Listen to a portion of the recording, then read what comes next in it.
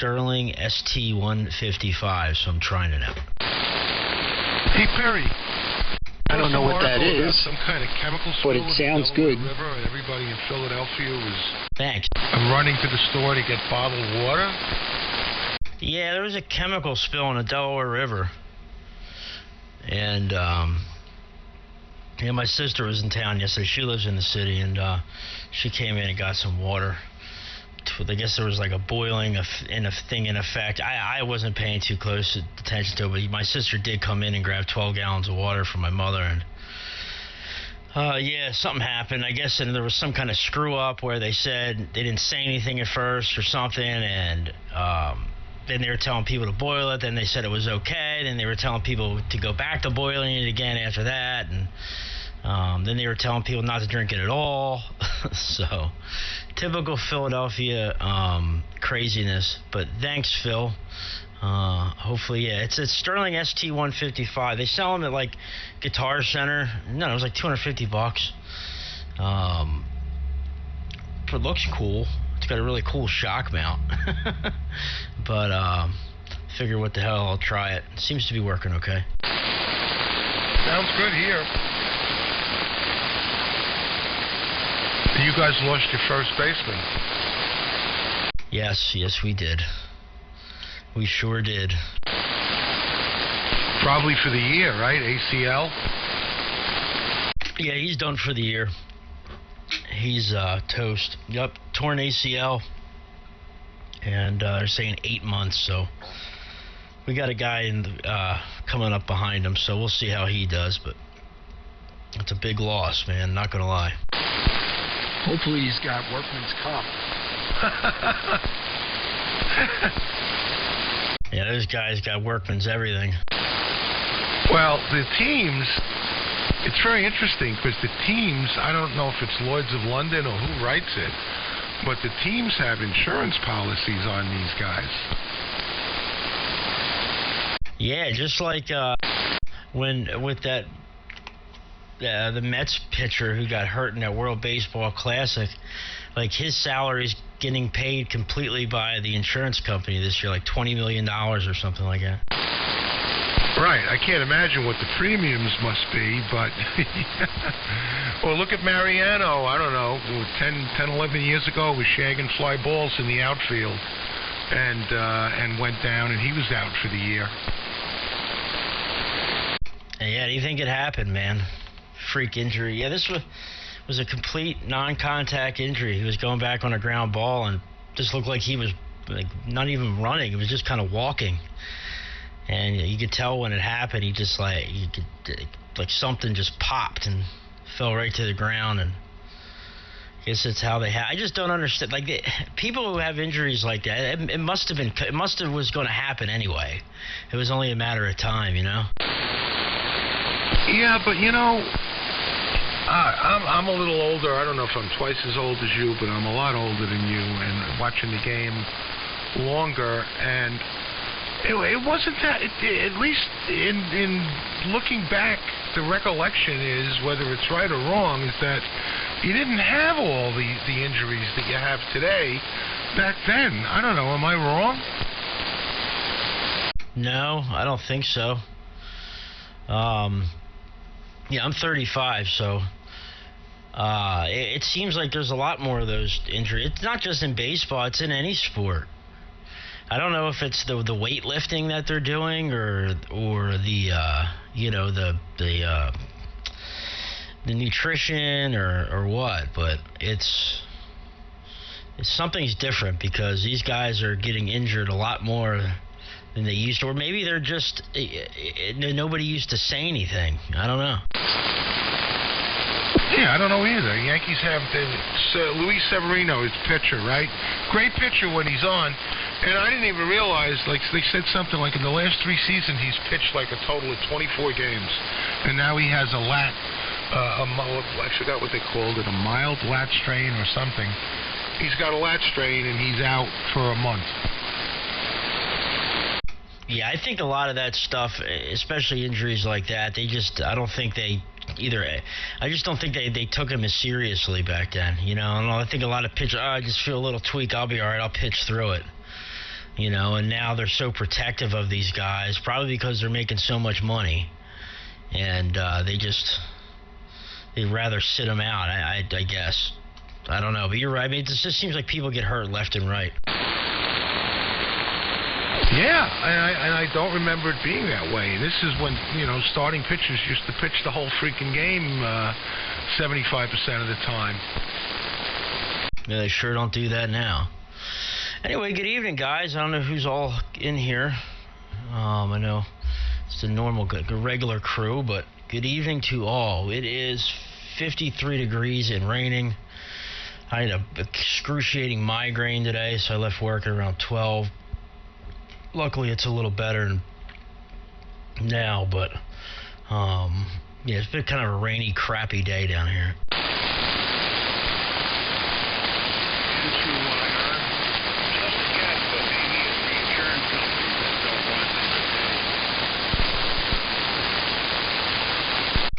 Yeah.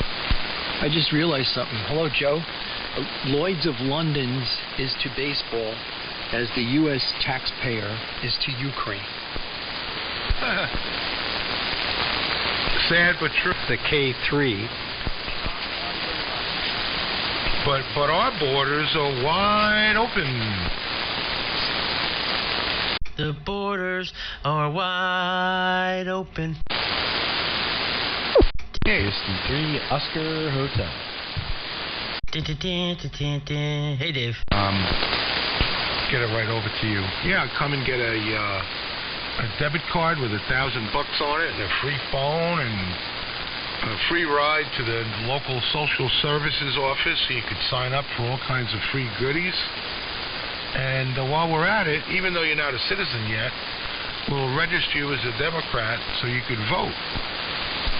W2SDR. Hey, Frank, good evening. That's W3OH. I butchered the call. Pick it up and give it to Frank, W2SDR. Yeah, good afternoon, fellas. Good to hear you in there, Perry. And I think that was Phil there that turned it over to me. And Frank, good afternoon. Nice signal down into Maryland. And Perry, I guess we're doing a little bit better than you are up there in near Philadelphia. We got 60 degrees and a little bit of sunshine. So I will turn it over to Frank and join in on the discussions. Hi, David. Boy, it's been a long time since I talked to you. W2SDR. Good evening, George. Good evening, Perry. Yeah, Frank, and you got Phil and Clark in there, too, lurking. Well, no, Phil's been talking. Clark's been lurking.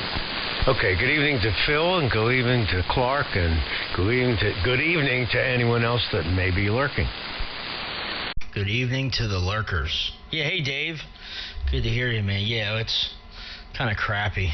I don't think it's raining at the moment, but it was raining a few minutes ago. I guess about a half hour ago, and as I was laying on the couch, and finally decided to get up and do something here, get something accomplished this afternoon. So good evening, Pop. Good signal. Sounding good. Thank you. Guys, I'm going to pull the plug and go get dinner going here. I'm getting hungry. So always a pleasure talking to all you fine gentlemen. 7-3 for now. And if anybody's here after dinner, we might hook up then. Catch you later. N2LJO. Yeah, 7-3 with SW2ENY. Yeah, see you later, George. Yeah, see you later, George. I doubled with Perry a little bit. Hello, Frank. I haven't heard you in a while, but I'm going to do the same. It's time for corned beef. We didn't have it on St. Patty's Day, but there was a big sale at the supermarket the other day, so we bought some. We're going to have it. So catch you guys later. 7-3 for now, W2PHL. Yeah, see ya, Phil. It's all that corned beef that they stocked up on that they overbought, but that's I just bought some today. As a matter of fact, also. See you later, Phil. W2SD. And take care, George, and again, best to Kathy. Yeah, see you guys. Corned beef. I just had corned beef on St. Patty's Day. Whew. corned beef. Well, I don't eat the cabbage, but I do eat the corn. I always call it stream meat because it peels apart, you know. And I was always a big fan of the stringy meat. Good evening, Phil and George. Have a good one. And man, Perry, you don't eat the cabbage? That's like, oh man.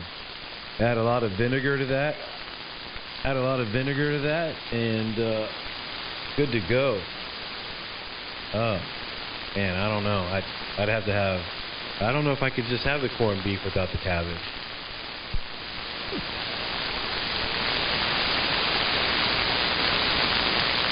Yeah, there Joe was in there too. I don't know if that was you, Joe, that just keyed up, but I did see a carrier in there.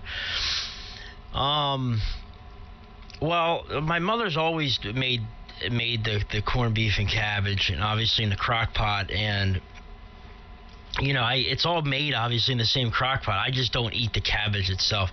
Like, there'll be little pieces of cabbage on the corned beef and stuff, and obviously the flavor, a lot of it comes from the cabbage. But I don't know. There's a lot of things I don't eat for stupid reasons, Dave. You know, and a lot of it is because I didn't like it as a kid, and I don't know why I don't try it. I'm sure if I tried a lot of this stuff as an adult, I probably wouldn't mind it. Yeah, someone was just telling me a couple weeks ago that people's taste buds change like every 180 days or something like that. How many? You say every like 100 or so days? Yeah, if I remember correctly, it was something weird like that. Like, literally, your taste preferences can change in 180 days. I have always liked filet mignon. My taste buds don't change. Well, that doesn't mean that all things you like, Bart, are going to become things you don't like anymore. Yeah, who doesn't like a great filet mignon? Me. Taste in baseball hasn't changed in decades either. I'm very consistent. That you are. Perry, I just sent you an email with an audio file. W2SDR. All right, cool. Thanks, man. I'll check it out in a minute. Yeah, I was never a steak fan, man. I never was. Any kind of steak. You know, like maybe because I've eaten steak at, you know, nice restaurants, and that my mother has cooked. My mother cooked for a living for a long time, and she can make a hell of a steak, make a hell of anything, to be honest with you. I don't know. I've always, you know, a lot of people, you know, it's sacrilege to put A1 on steak. And I always put a lot of A1 on my steak, no matter what. I wasn't a medium rare type of guy. I was like, well, it's got to be well done. If I do have a steak, yeah, and I feel bad too, because people are like, oh, I just had this great steak, or we order these great steaks, and I feel like I'm missing out. No, it's not. No, it's not necessarily proper to like steak. It's common to, but it's not necessarily proper. Let me just jump in here for a second before I forget. To Clark, good evening. I haven't talked to you for a while. Hope you're okay. I've never been asked that. I am okay. Why? No, I don't know. I just meant well and fine, and, you know, guess okay was pretty weird. All right. Well, all is good. I've committed myself to being perfectly great every day. But I appreciate the gesture. Well, let's get back to the steak. You guys are making me hungry. Clark is doing just fine business. I am doing double plus fine business, which is very highly rated. Yes. Well, I guess, okay, Clark, it seems that most of the people that I know, and most of the people that I hang out with, are big fans of steak. And I'm the outlier. Maybe, I'll tell you what, though, that Wagyu beef, I know it's out of this world expensive, but that's the only steak to me that looks good. After it's cooked. I mean, it just looks so juicy, and they say it's like buttery and it melts in your mouth, and maybe I would like that, but boy, you got to pay a premium. Well, Perry, all right, so let's have an empathy moment here. I get it. I totally get it, because now this is really weird. I'm a Pisces. I cannot stand seafood. None of it. None of it. Whether it's, clams or a lobster or fish, whatever. None of it. If it comes out of the water, I have no use for it. So I get it, and everyone I know loves seafood. Who doesn't love seafood? Clark doesn't, but everybody else on the planet seems to. So yeah, I get it. Oh my gosh, you two would have never survived the caveman days. Let's not forget that the whole back end of our mouths are molars. That's designed for vegetables, right? We're omnivores. So herbivores, back end of our jaw, and carnivores, front part. So yeah, 50-50. All right, there were hunters and there were gatherers. Yeah, see, I love all seafood. I'm not a sushi fan. But seafood, any kind of fish, broiled, fried, crab legs, mussels, clams. I'm not a big fan of oysters. But okay, so not all seafood, most seafood, I love. And I don't know, and every time I eat seafood, it's kind of a little bit nostalgic because growing up down and spending my summers down at the shore. My dad obviously over there. We had a trail. I mean, he grew up there. It was just a big part of our family was growing up down at the shore on boats and fishing and stuff. So I was raised with it, man. And what I would do for a big pot full of nice piping hot mussels right now.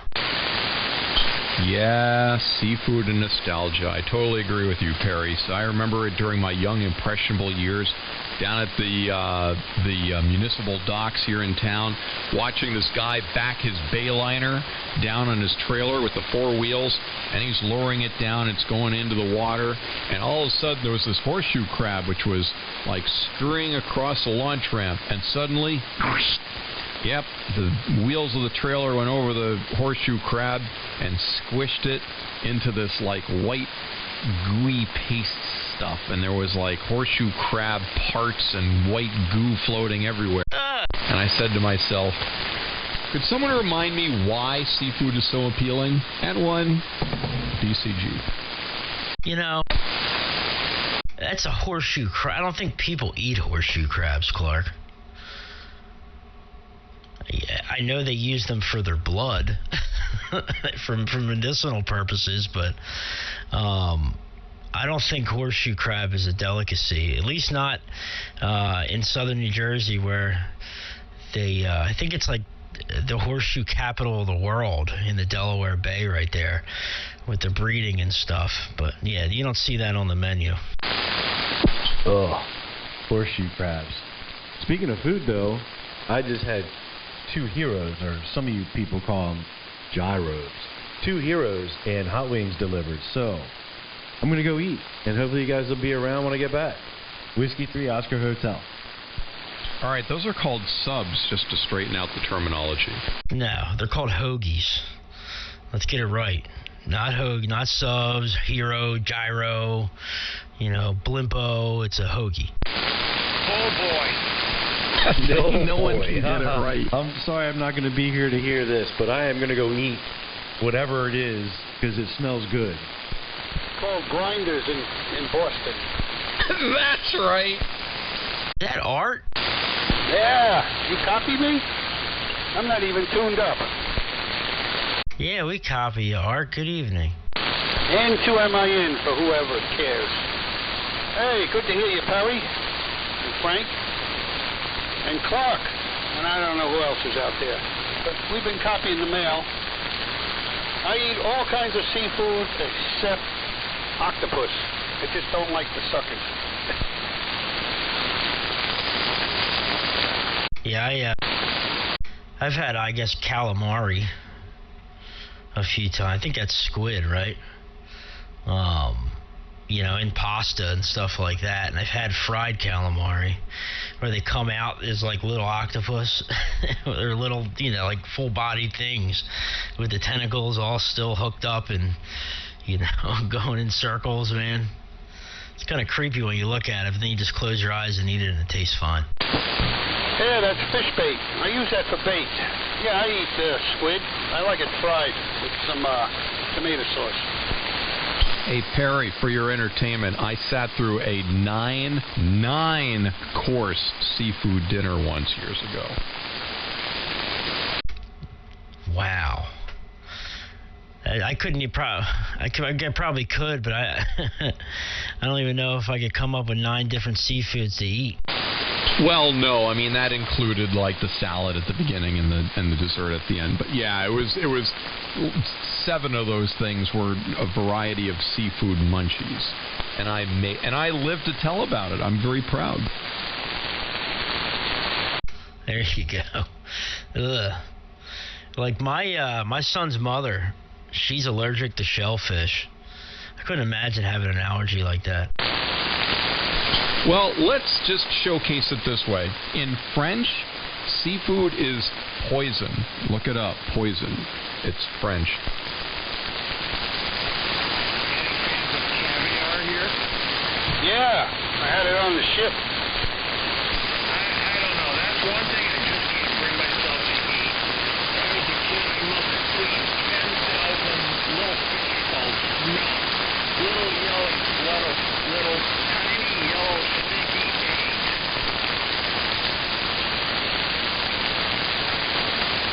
Perry, some comment? Comment? I don't know. I'm sorry, I wasn't paying attention. Russian caviar is the current topic. Oh, ugh. See, no. I'm not into that stuff. See, like, my dad likes anchovies. Dad, is it anchovies you like? I mean, I like them to an extent. Like, depends on the dish, but I'll get them on a pizza, no problem. Fishy. Salty. Hairy. No, they're good. I eat that on my antipasta and on my pizza. If anchovies aren't hairy, then they're shaved fish, and I'm not pursuing that topic. Yeah, pasta puttanesca has got anchovies. You can, like what's his name just said about the anchovies. That's, they're, in moderation. Real salty. Tiny bit of anchovies, and I think it's in Caesar salad. Yep, Caesar salad too, 100%. Good on the Greek salad also. Yeah, maybe I don't know. I'm not a salad guy, number one. I'm a pasta guy. Maybe I would like it in pasta, but it's kind of I guess it's the fact that it's the entire fish.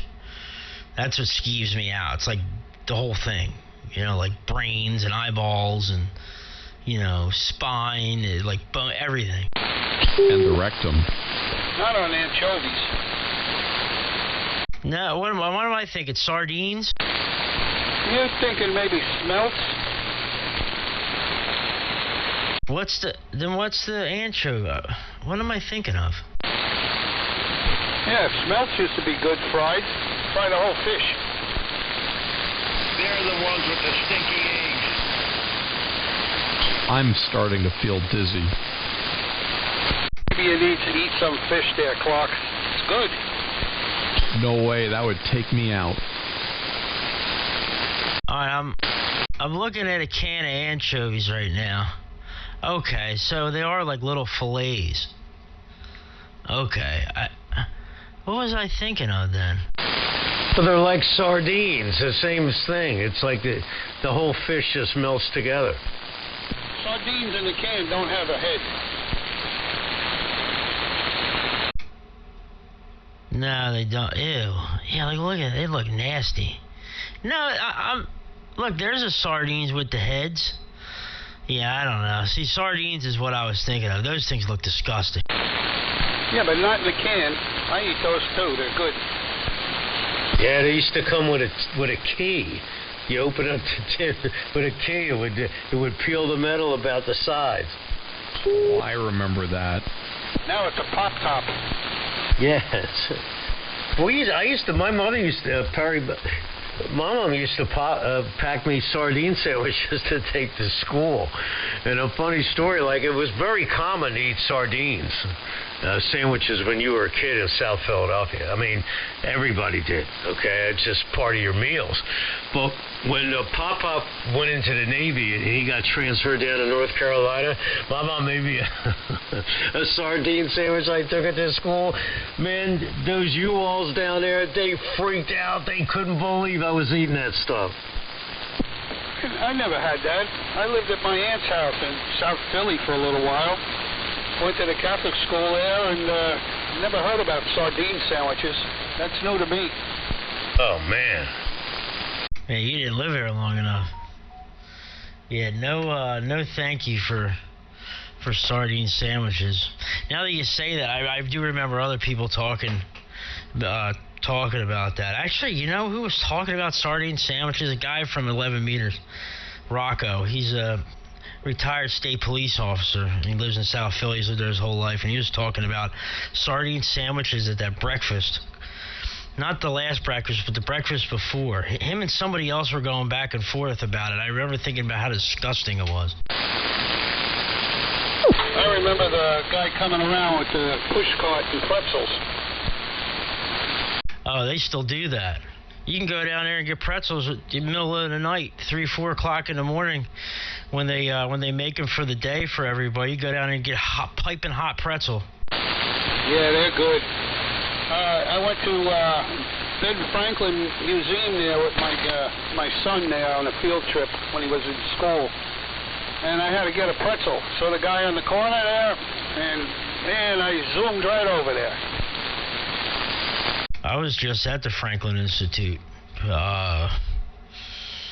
maybe a month ago now, when my son was up for the week.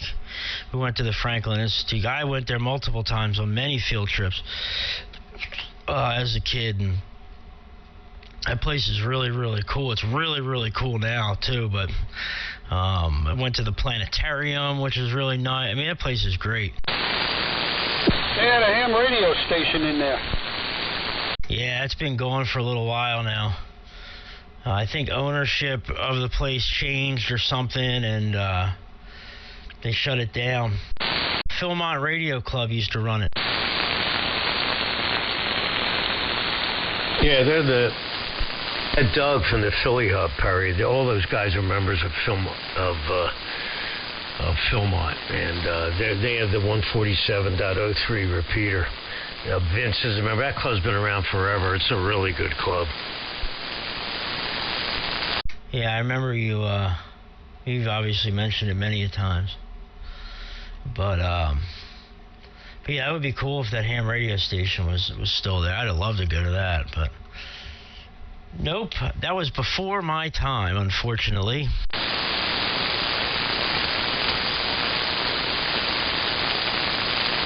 W3 MMR. Into MIN. W2 SDR. I'm not into herd mentality, but N1PCG anyway. There you go. No, don't congratulate that. Whiskey 2 Echo, November Yankee. Hi, Bob. Yeah, what's happening? I've been sidelining it here trying to balance my checkbook. I haven't done that in a long time. Now that we have online banking.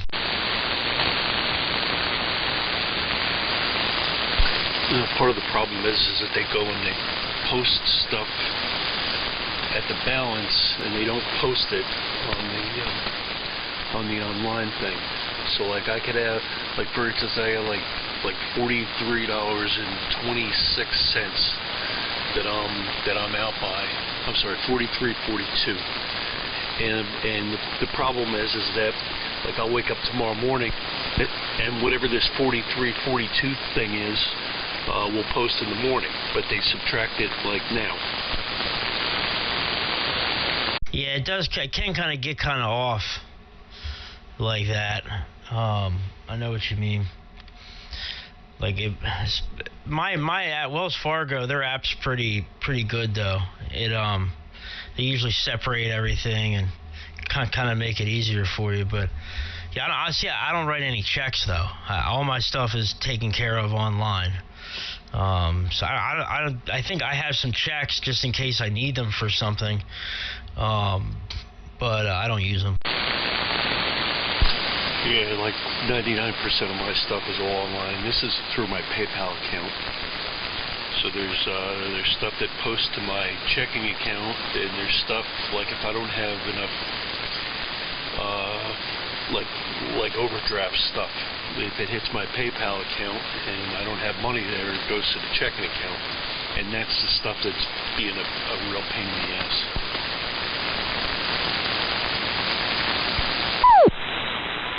Everything I do checks for is paying taxes and donations. Paying taxes with a credit card, it would cost me over $100 for the privilege to do so. So I write a check. You have pretty high taxes. Now, I complain a lot, but they're not bad. It's just that you have to pay the transaction fee, and I'm sure the company they have handling all of this takes a good cut too. See, is that amazing? The IRS should have something worked out that you can pay using your credit card and not have service charges. Well, in New York State, they couldn't charge you extra for buying gasoline with a card. Cash and credit was the same, and they repealed that law. Yeah, but that's the credit card companies are the ones that charge the extra.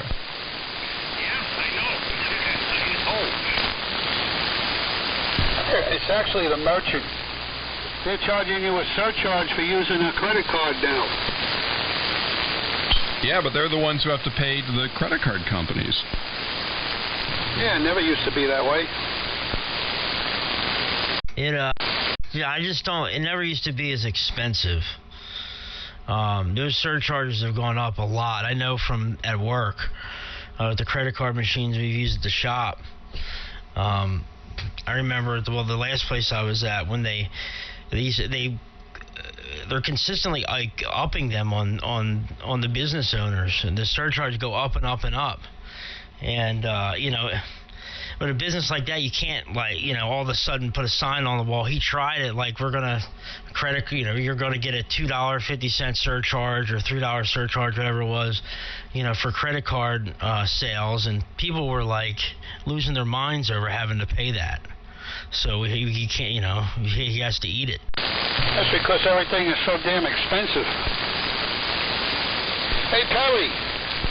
Yes, sir. I went to AutoZone the other day. I bought 4 wiper blades, 2 for my wife's Jeep, 2 for my pickup truck. $96. I almost flipped out. Yeah, things aren't cheap, man. And because the price of every single bit of everything is going up, so it gets passed on to the man. So I went to BJ's with the wife the next day. $13 and change a piece for the blades, and they gave you $7 off each pair of blades. So I bought them, and they were Rain-X instead of the AutoZone brand. So I took them back to AutoZone. I said, that's ridiculous. Then I went to buy plugs, spark plugs for my Toyota pickup truck. One side has NGK and the other side has Denso. That's the way it came from the factory. Later on, I found out you could use either or. But anyway, they wanted $58 for 6 plugs. I wouldn't buy them. I went to 3 auto parts stores. So I wound up going to Rock Auto for $46, but they sell you 4 in a pack each, and plus shipping and tax. $46. How do you beat that? Yeah, there's places like Rock Auto and W3MMR and eBay, even Amazon. I mean, you can get car parts from anywhere, and it's cheaper than what I can, honest to God, what I can get them for cost most times at work. I guess because maybe the amount of stuff they sell, I can't fathom how they could sell this stuff for as cheap as they can. And as far as one side having NGKs and one side having Denzos, doesn't sound right to me. I've never, in my 22 years of working on cars, 21, I've never seen a car come from the factory with two different kinds of spark plugs. I've seen cars come into work with two different brands of spark plugs in them, but not a new vehicle from the factory. So how about that? That's a first. Yeah, man. That's a good thing about cars, though. They're always going to be around, and I would like to start. We see a lot more electric cars at work too. Today I saw one of those Rivian SUVs, electric SUVs. They're popular for their pick. They don't make it. That's all they make is one pickup truck and one SUV. And I saw one of the electric SUVs today. These things are rocket ships. They're so fast, and they're pretty ugly looking too. A very quick flashback in topic. So here's how you turn negative into a positive with the credit card fee thing. You just raise your rates a little bit by $250 or whatever their credit card thing is, and then offer customers a discount for paying in cash. Sign me out. W2SDR. Right off the boat. Plugs, one side Denso, one side... I heard you, Clark, and Pop. So I replaced them with the same exact plugs. So that's my story. In electric cars, electric motor builds a lot of torque right away, right off the bat. And they're quicker than gasoline. Yeah, they're instant. See you, Pop. I'll catch you later, man. Thanks for hopping in. Let me see. Hold on. I gotta check my match here. All right, that's fine. Anyway, electric motors, yes, they're instant go. And Clark, I guess that's a good idea. Giving them a discount if they pay in cash. I wonder how much the discount would be, though. I've seen stuff like that before. I've seen places do that, for give a discount for paying cash. I don't remember when, but I know I've heard of people doing that before. Well, whatever the credit card service charges are, so your rates match that, so that when people pay with credit cards, you're covered. But if people pay with cash, then say, hey, you save us money, we'll save you money, we'll charge you less. Oh, okay. Yeah, duh. It's simple enough. Wasn't it 5 cents on a dollar, Clark? That's what they had to pay the credit card company. Well, I don't know what it currently is. I mean, it's changed, since American Express was the highest rate for businesses to pay for the privilege of having an American Express. But the main thing is people will always scream if rates go up and stuff like that. But if you say, you know what, we're just going to give you a discount for paying in cash, they love that stuff.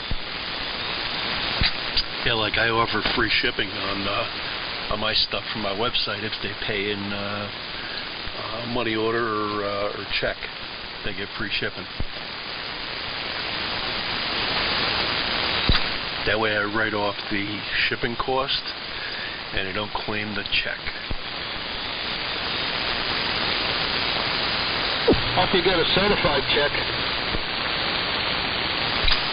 No, these are from hams. So, if you can't, we'd have other issues if we were if I was dealing with other people, which wouldn't be happening. It would be money order only. And 2MIN. Okay, guys, 73s for now. We're going to go back upstairs and hibernate. And 2MIN. Yeah, well, see you, Art. Thanks for jumping in. It's been a while since I talked to you, so 7-3, and we'll look for you soon. W3MMR. Yeah, good time. See you later, Art. W2E1.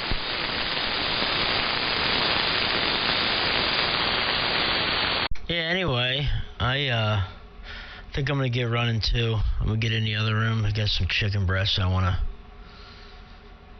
chicken boob. I want to get made here and then try to get to bed early because I had a brutal day. Today was brutal, man. That migraine was something out of the gates of hell. And I'm feeling better now. I still have a little bit of a lingering headache, but them things absolutely wear you out. I don't know if you guys get migraines, or have ever had one. They wear you out down to your bones, man. So, I'm pretty tired. So I'll catch you guys later, man. Good hearing you guys. Hopefully this mic sounds all right. This new Sterling ST-155. Like I said, it's got the coolest shock mount I've ever seen. And hopefully it sounds all right. I'm going to run this for a while. We'll catch you guys later. Clark, Art, my dad was in there. Bob, good to hear you. Joe, good to hear you, man. A little light down here this evening, Joe, but I do have you in there. And Phil and George, who were in there earlier. We'll catch you guys later. And Dave, too. 7-3, W3MMR, standing by.